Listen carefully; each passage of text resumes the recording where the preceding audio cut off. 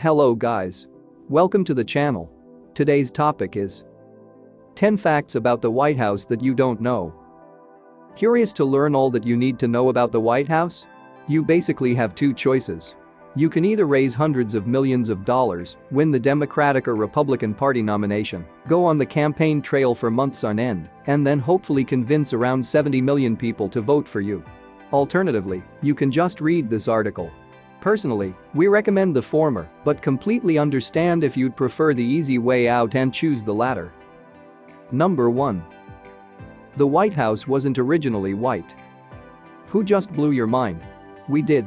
When the construction of the White House was being completed, the exterior was actually gray. But in 1798 the sandstone was given a white limestone coating so that the building would be protected from moisture and cracking during those cold, harsh DC winters. Number 2. Before Theodore Roosevelt changed its name to the White House, its formal name had been the Executive Mansion. The White House had been a nickname for the U.S. President's residence, but in 1901 Teddy Roosevelt decided to make it official to distinguish it from the governor's homes, which were also typically called that state's executive mansion. Number 3. George Washington never lived in the White House. The first stone was laid on October 13, 1792, more than 3 years into Washington's first term, but it wasn't ready for move-in until November 1, 1800, 3 years after America's first president had left office. Thus John Adams was the first president. However, he wasn't for long as he lost re-election a few months later to Thomas Jefferson. Number 4. Benjamin Harrison had hoped to turn the White House into a castle. Harrison had grand designs, which included quadrupling the size of the building and creating separation between the private residence and public areas. Along with creating an enclosed courtyard and offices for staff, he had wanted to build an art wing for visiting tourists. But when he asked Congress for funding, they were like, nope, and he had to settle for the 132 behemoths of a mansion that it is today. Number 5.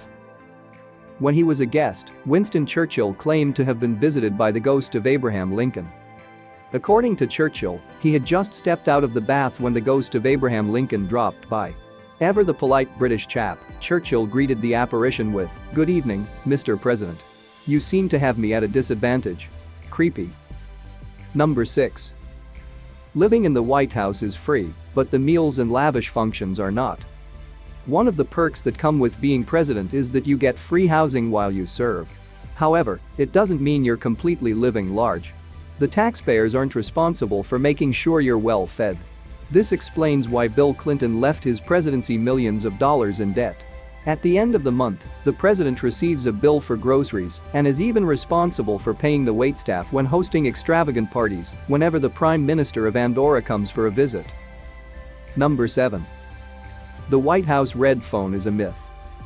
After the Cuban Missile Crisis, President Kennedy and Soviet Premier Nikita Khrushchev decided it would probably be a good idea to create a direct communication hotline, since the last thing either of them wanted was to create the sequel Cuban Missile Crisis 2.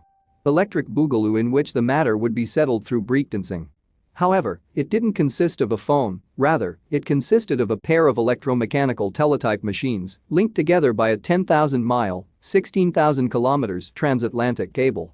If you have absolutely no idea what that is, imagine a communication device that's exactly halfway between cave art circa 20,000 BCE and 28th century mental telepathy technology. Number 8. Richard Nixon had a bowling lane built in the basement. Nixon and his wife were avid bowlers, although if the photos are any indication, the president wasn't well versed on the actual rules of the game. Aside from the bowling alley, the White House basement includes the Situation Room where the most classified meetings are held, a dentist office, a dressing room for performers, and even a flower shop, because why the hell not? Number 9. The Lincoln bedroom never actually served as Abraham Lincoln's bedroom. During its first 100 years of existence, the White House didn't have any designated offices. Instead, the president just had to choose whatever room felt right. In most cases, they'd opt for a bedroom and convert it into a workspace. Thus the famous Lincoln bedroom where honored White House guests today spend the night was actually where Lincoln got his work done, not where he himself slept. Number 10. During Bill Clinton's presidency, a hot tub built for 7 was installed next to the swimming pool. Before any impure thoughts appear in your mind, rest assured that the hot tub wasn't put there so that Clinton could mingle with a bunch of young spring breakers. The folks who installed it insist that it served alleged therapeutic purpose.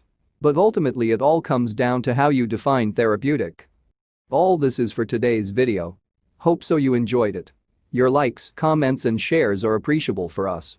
And don't forget to subscribe our channel for such more videos. Thank you.